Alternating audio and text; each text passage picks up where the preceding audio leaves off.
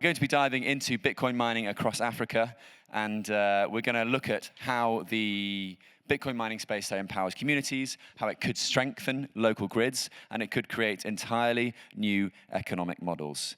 Philip is going to join us on stage. Philip is the CTO of Gridless. He is don't worry, hold your horses, I'll bring you up all together at the end.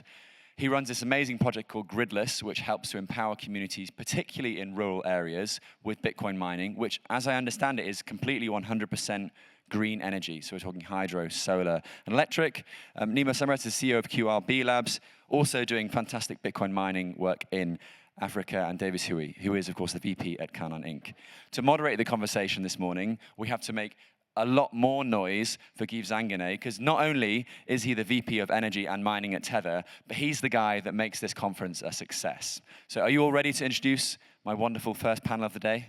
Yes, you're all ready? Fantastic, okay. Gentlemen, the floor is yours. Please come and take on your panel this morning.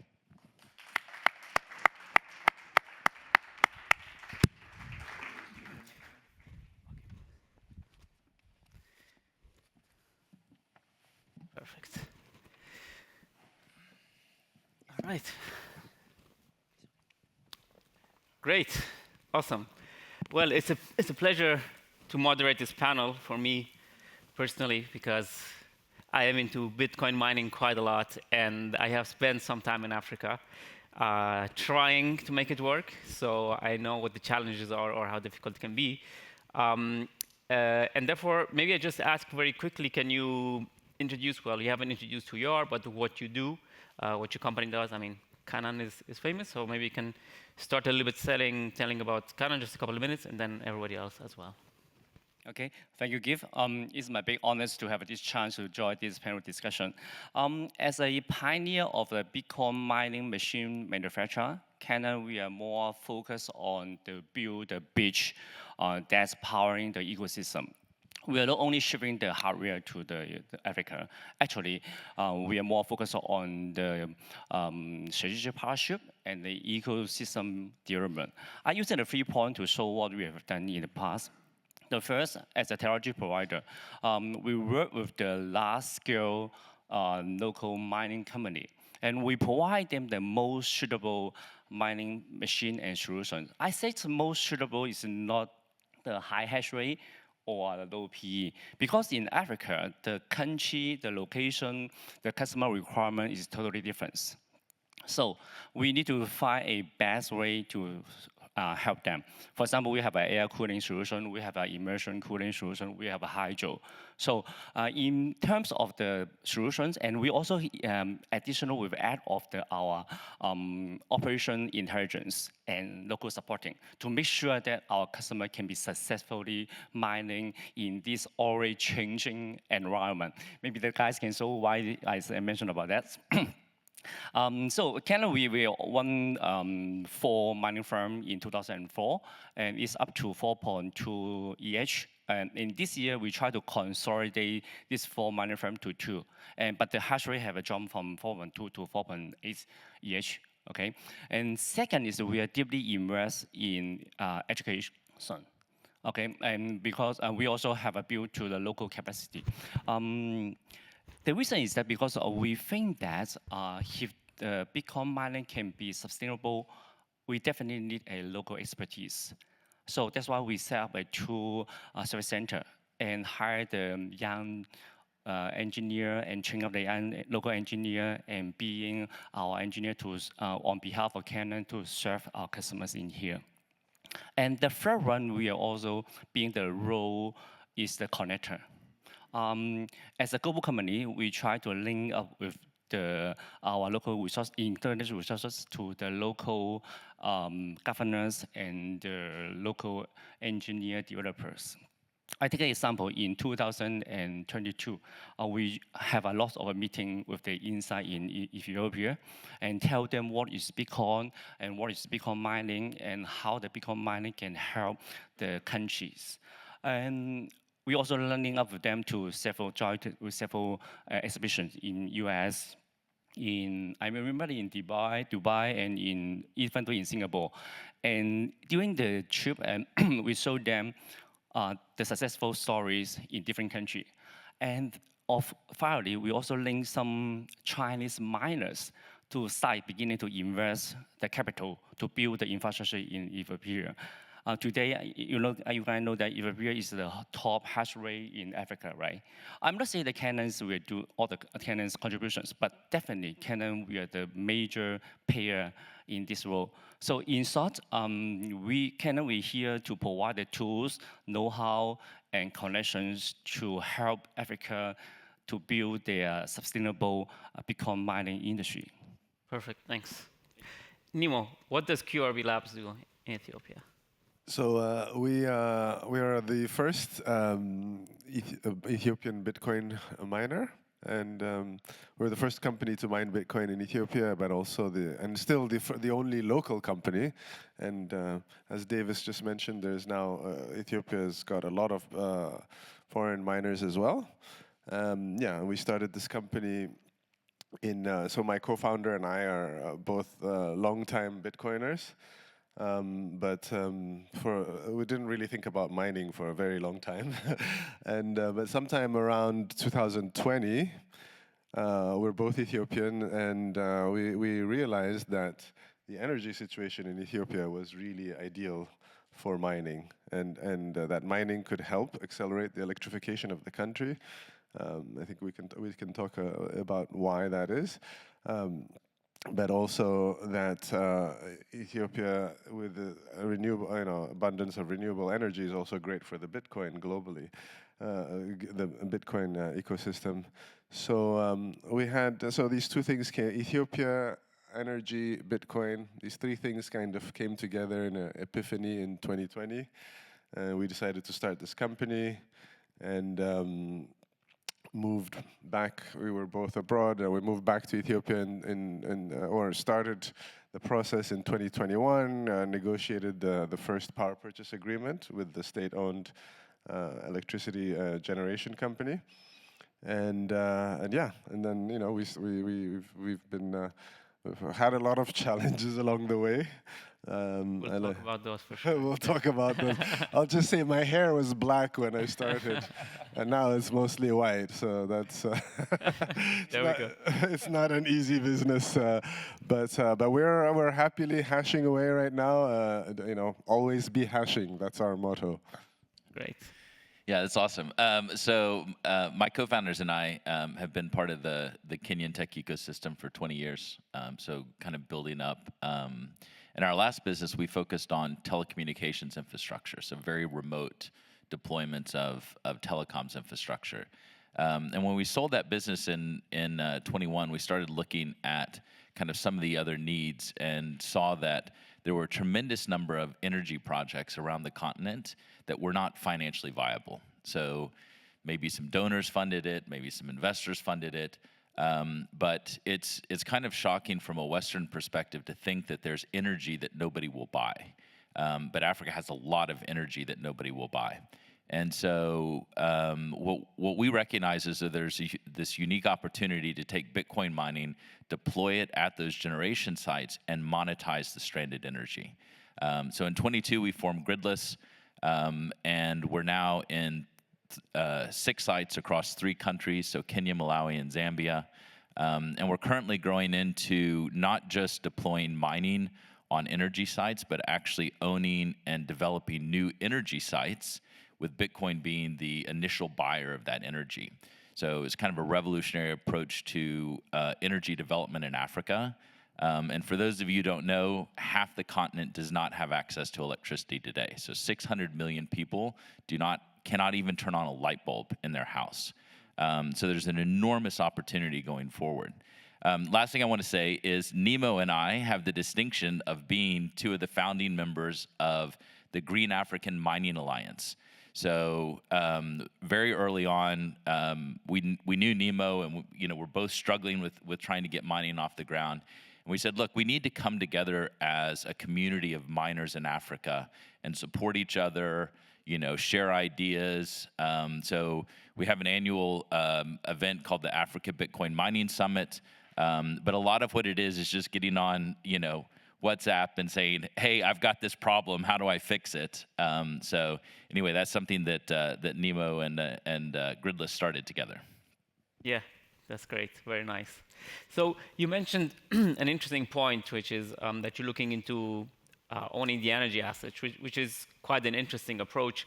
As you may know, in Bitcoin mining, on the operational expense, around 85 to 90% is actually the energy cost. So it makes a lot of sense to try to own that. The next step would be to own the miners, but that's probably too much of a range. So tying that to the opportunities that you see for yourself, for your company in the African continent, how does that tie into other potential opportunities that are maybe less, let's say, less capital intensive as an offtake? And how do you position those strategically for your future growth? You know, I think it's interesting, particularly in a Bitcoin crowd, how few people understand the distinction between Bitcoin mining and Bitcoin, the financial technology. You know, so Bitcoin, and I get to ask this question a lot. Well, does the volatility in the price of Bitcoin affect mining? And it's like, well, maybe a little bit, but the truth is that Bitcoin mining is an energy business. So at any point in time, the Bitcoin mining will pay you, you know, some amount of dollars per kilowatt hour, cents per kilowatt hour for electricity. And so really your job as a Bitcoin miner is to find the cheapest energy source, because as you said, that's the principal raw material input into a new Bitcoin is energy. And so what we see is that there's a tremendous opportunity to access some of the world's cheapest energy and to use that for Bitcoin mining, which gives us a global competitive advantage versus Bitcoin miners in other countries. But at the same time, particularly in developing new energy resources, it also allows us to deliver energy to the community. So what's interesting is Bitcoin mining is not only a buyer of energy, but it's effectively a market maker for the value of a unit of electricity. So if Bitcoin is paying 8 cents a kilowatt hour and the community will pay 9 cents, then we have an opportunity to sell to the community and make more money than Bitcoin is paying. But if the community doesn't want it, then we sell it to the Bitcoin network. And so ultimately, we're able to sell every unit of electricity we produce. And that's the foundational path to success for an energy company, is sell everything you make. That's a very good point, and I would just like to say on the topic, and with you, Philip, before we go around again, because it brings up another challenge, which is the capital requirement, right? So you also have a lot of capital requirement that goes into the mining machines.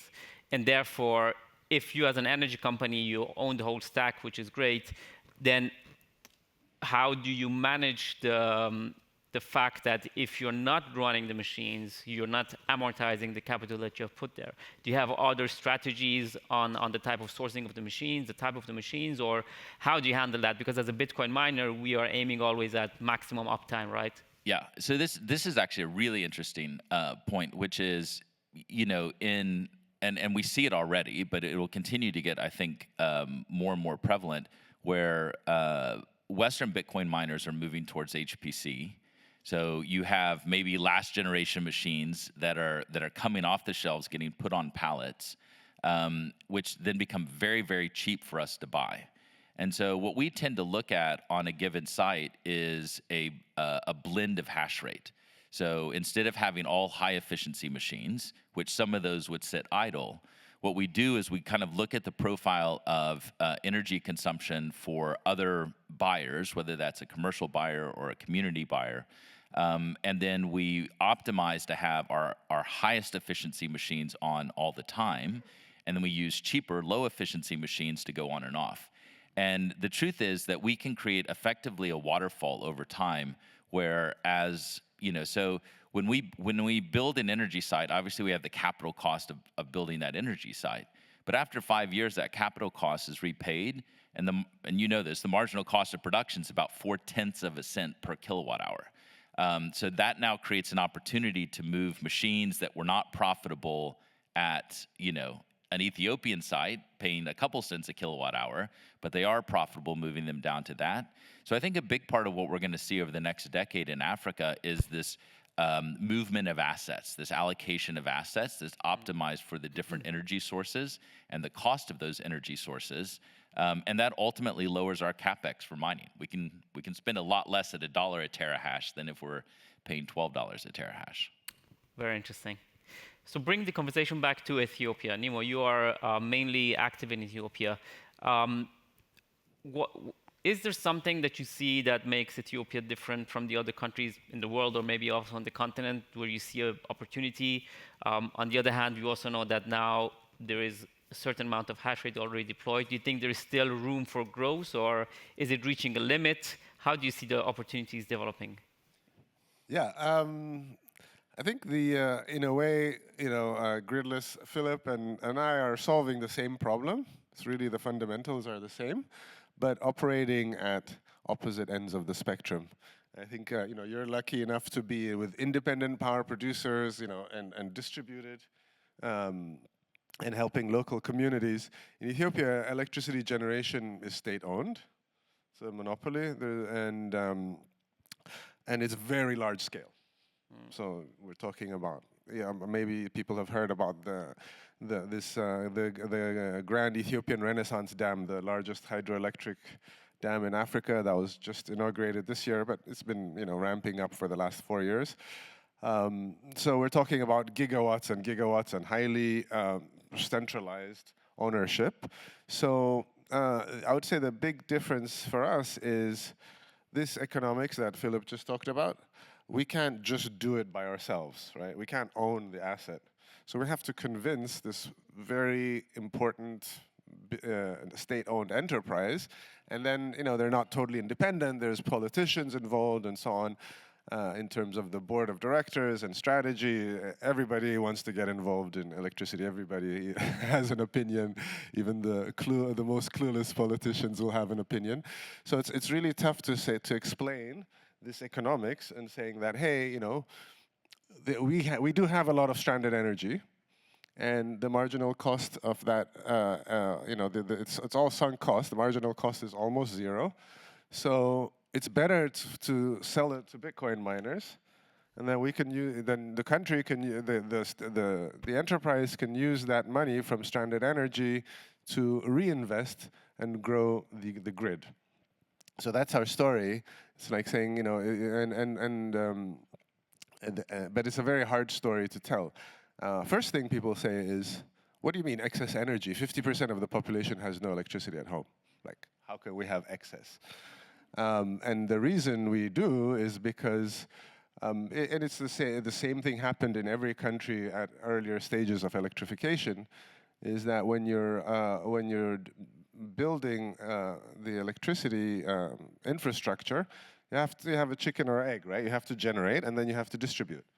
And generation is sexy, you can take pictures of the dam, and everybody talks about, wow, this big dam. But it's as expensive to deliver, right? Like, so Ethiopia right now has a shortfall, nobody knows this, but of about $8 billion to deliver electricity to the consumers, whether they're domestic or industry or commercial. So, and it's not that they did anything wrong. You have to generate it and then distribute it. So in between, you have a huge gap because you've added gigawatts of power, but you can't deliver it yet, and you don't have the money to start delivering it. So if you can sell it to the only buyer that can come to where the supply is, you don't have to deliver it to Bitcoin miners. Bitcoin miners will come to where that power is. We can buy that, and that money can be reinvested into distribution, which means now we'll have more money for more generation, and then there'll be again more excess, and then we can buy it again, and then so we were trying to create this acceleration effect. Just to give an idea of how big this opportunity or challenge is, I like to think of it as an opportunity. So Ethiopia is, as I mentioned, growing very fast. So we went from 2 gigawatts to 10 gigawatts since we started this company, the country did, which is huge, right? Imagine quadrupling the amount of energy. It's something you'd imagine would take 100 years, but in 4 years, it's quadrupled. But 10 gigawatts for Ethiopia, if you think on a per capita basis, is 1/10 of the world average. So if you wanted the average Ethiopian to have the same amount of electricity as, forget Switzerland or the United States, let's say the average person in Thailand or Mexico, like a middle income country, we would need 1,000% growth. So, there's a long way to go. Huge steps, very expensive steps. Yeah. It's really necessary, and I think Bitcoin can play a really critical role in filling the gaps and accelerating those steps. But it's a very, very, already I'm trying to make it as simple as possible. Imagine trying to explain this to a politician. It's very difficult. It sounds obvious when you put it like that in a Bitcoin conference, but then when you go to the politicians, it's like it's going to take months and years, and they're still not going to be convinced. And Ethiopia is not the only country. Like Tanzania is in a very similar situation. They have inaugurated a dam where they have 800 megawatt that they cannot sell because the transmission lines are not there, but yet they don't create the incentives for consumers to come there and start monetizing that power while you're building the distribution. So it is a very interesting challenge, and it really seems like an obvious solution, but it takes a lot more than just technical people to get this thing done. Yeah, so just to answer your question, so I think there isn't too much Bitcoin mining right now. I think there's, like I said, if this process continues, it should be a lot more, because at every step of this process. But the perception is that, yes, there is a bit of, like I said, not a lot of people don't understand, and it's like, oh, foreigners or whatever, these Bitcoiners coming and taking electricity when my grandmother doesn't have a fridge in her home, right? Yeah. So that's the perception is maybe that it's too much, but the reality is that it's not enough. Yeah. So Davis, you at Canon, your machines are running across the whole continent, across the whole globe, and as you mentioned, you have some significant operations in Africa as well. How do you see running or deploying your machines in Africa as a continent compared to other places of the world? What are the advantages? What are the challenges? How does it compare? It's a really interesting question. As I said, as a Canon, we are the first manufacturer to build a dedicated ASIC machine. So in the past 15 years, we sell all our machine, cover all the world in North America, South America, Europe, Africa, Middle East, Asia, Southeast Asia, and even though Australia and New Zealand. Okay, but for the mining, we starting our own mining in 2004. This means they only have 2 years, but our hash rate is up to 10 years. And majority is on two regions. One is North America, and the one is Africa. And I try to compare these regions to let you understand what's happening in this area. In North America, the mining is like a financial and logistics exercise. So this means that, this means that the money you need to find and secure your energy contract. Okay, this is first. Secondly, you need to explore in very complex regulations. And the third, you need to manage like a hash fund exercise and operations. This is in America. But in Africa, I said that the money is just like a fundamental infrastructure pair. So definitely we need to find a site, okay? And even though we need to build a pathway to move your container in, it's impossible in America, but this already happened in Africa, especially in Ethiopia. And so this means that when you're doing the mining in Africa, we are not only the miner, we are more like a project manager and a pioneer. Of course, the core principle for the mining in these two regions is almost the same. We are convert the cheaper energy to Bitcoin, but the path to be there is totally different. In US, we almost can only follow the existing systems. We cannot change it. But in Africa, we need to build our system by ourselves. We need to build our system by ourselves, trust me. So if you are the newcomer to come to Africa to do the Bitcoin mining business, I highly recommend you to work with the experienced, trustable, and reliable partners. That's why we are here. Yeah, great. Those are very good points, and it goes into the direction of the next thing I want to talk about, which is the challenges that one has with Bitcoin mining. Right? It's not only about having the machines and plugging them in. That is the essence, and if you want the easy part, but before that, you're going to need to get them to the country, get them through customs, discuss with customs, get the transportation, make sure that they're not stolen on the way, and then when you run them, they're going to break. So you need to repair them. You need to know how to repair them. You need to have the spare parts to repair them. Then you need to have the supply of spare parts. So there's a lot of things, of course, around Bitcoin mining that creates a challenge. Some of these challenges can be like, let's say, regional, depending on the country. Some of them can be depending on the location. If you have a small operation like gridless, you have a few miners. If you have a miner breaking there, how do you do the repair? So I wanted to ask you, maybe we can start with Philip. What are the main challenges when it comes to Bitcoin mining in your kinds of operation, and how do you tackle them? I mean, Bitcoin mining in Africa is super easy, so I don't know why you're asking. Okay, the question. perfect, great. So thank you very much, everyone. No, I mean it's funny, like because we are doing distributed mining and we're across multiple geographies. What most people don't realize is that there aren't free trade, pacts between these different countries. So it's really hard to get equipment in. In fact, Nemo spent the first 3 years of his company just working on importing machines, just getting that first machine in the country.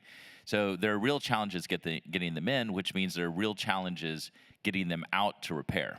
And so, what we've had to do as gridless is we've actually had to build the muscle internally to be able to do those repairs and do them in country. So our team is actually, they have a full travel kit of, repair equipment, and they will go to a site. So thankfully, the machines are pretty robust. And so what we'll see is, over the course of, let's say, a quarter, we'll see, attrition of machines failing. And so then once a quarter, we tend to send engineers on site. They'll pull the machines with errors, they'll clean them, diagnose them, repair them in the field. But it's kind of a crazy skill to have had to build. When you, again, the perception of Bitcoin mining is it's super easy, right? You just buy the machine, it's a power cable, a network cable, and you start making money. Yeah. But printing money. Yeah. And but anybody that's actually done it knows it's much more complicated than that. And so thankfully, like even things like initially we couldn't get mining containers into the country, so the duty on bringing in a pre-built mining container was 100% to Kenya. Great. So then that's not cost effective. Yeah. So we actually had to build the muscle to construct mining containers in Nairobi. Which now are, East African made, so that gives us a tax advantage to move them around, to other parts of our region. But yeah, it really is. You have to be self-sufficient, and you have to have that flexibility to be able to deal with, a variety of issues. One of my favorites, just to tell a little story, is every year at the beginning of rainy season we have these flying ants. And they're insane. It's just like swarms of flying ants. And so at one of our sites, they were doing some maintenance and taking down the screens on the intake. And somebody left the light bulb on inside the mining container. Oh, damn. And we came in the next morning, and our machines were just caked with bug guts. Like half the fan blades were broken. The hash boards were just packed with bug guts. But amazingly, most of the machines were still hashing. Oh, wow. That's impressive. Protein. Yeah, it was quite wild. Very nice. So we are coming up with the time. Maybe just as a closing round, I wanted to ask you. So where do you see Bitcoin mining in Africa? Let's fast forward, let's be ambitious. Let's say 10 years, not even 2, 3, 4, 5 years. Let's say in 10 years. What do you think Bitcoin mining is going to look like in Africa, and what things do you think need to change for that to happen? Maybe, Nemo, let's start with you. So in Ethiopia, I think the answer is easy because by far, it's not even close. The hardest problem is bringing equipment in. And, we literally have it written down as it's a 12-step process with like 7 different government agencies. And when you think you've figured it out, and it's like a predictable, organized process. Step number 5 just changed as of today, effective immediately. It's like everything is blocked for 2 months. And so, all right, you go through that, and then the next time it's like, step number 7 now is completely different. You're not allowed anymore. So to me, the what I wish for is really when the government people say, "Oh, what can we do for you?" I'm like, "Nothing, please. Just leave us alone." Predictability and liberalize. Yeah, it's an unpopular thing to say. Well, maybe not in a Bitcoin conference, but just get out of the way, leave us alone, and let us bring, especially around the imports. That's what I wish for. As to what will happen, I hope that if we do this, then over time, what we were talking about before, which is that Bitcoin can be a force for accelerating the electrification for the 50% of the population that don't have electricity. And I hope that will be understood, appreciated.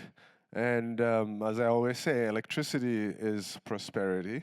There's nothing more important for human standard of living, health, everything, education, just economic freedom. I think energy is crucial, and I hope that the societies will appreciate the Bitcoin as having contributed to a dramatic improvement in the whole economy.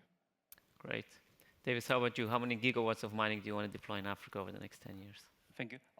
I totally agree with you. I think that's in Africa, or in other words, we are here because we have the consensus of the Bitcoin, right? So we really believe that the Bitcoin price will be increasing, no matter it's 1 million, 2 million, it doesn't matter. But for we need to think about it. The government or the miners can enjoy the Bitcoin price, but how about the citizen? How about the citizen? I always say that we need to build a sustainable, stable industry, Bitcoin mining industry in Africa. So this means that we need to make sure that every single person can enjoy the Bitcoin mining. So with this purpose, we try to build a home-based mining machine. For example, we have an Avalon Q. It's 90 terahash of the just like desktop PC. You can put on your task, your office, and start your mining. And we also have an Avalon Mini. Is 40 terahash. You can warm your apartment and warm your room. Also have a Nano. Is 6 terahash for the solo mining. The reason is that we want the Bitcoin mining be affordable for every person. So if the citizen can enjoy the Bitcoin mining, they will accept the Bitcoin mining. And they start for the Bitcoin mining and extend it to cover. So this is a long-term strategy. I think this is one of the ways we can make this continue in Africa. Very right. Nice. Philip, any closing thoughts? Yeah, I mean, I think, and this is why I love the opportunity to come and talk about Bitcoin mining in Africa, because I actually think the future is most mining is going to transition to Africa. When you look in the West, there's real competition for that energy. HPC obviously will pay more than Bitcoin mining. And a lot of those industries are not going to relocate to Africa. But Bitcoin mining fits perfectly within the African landscape. We have abundance of energy resources.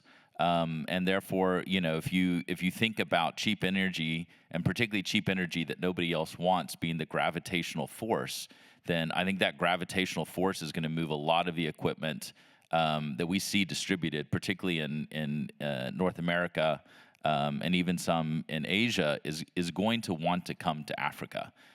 So when I think about 10 years from now, I think Africa is going to be the center of Bitcoin mining, and that we will continue to see at a government level. So Ethiopia certainly led the way.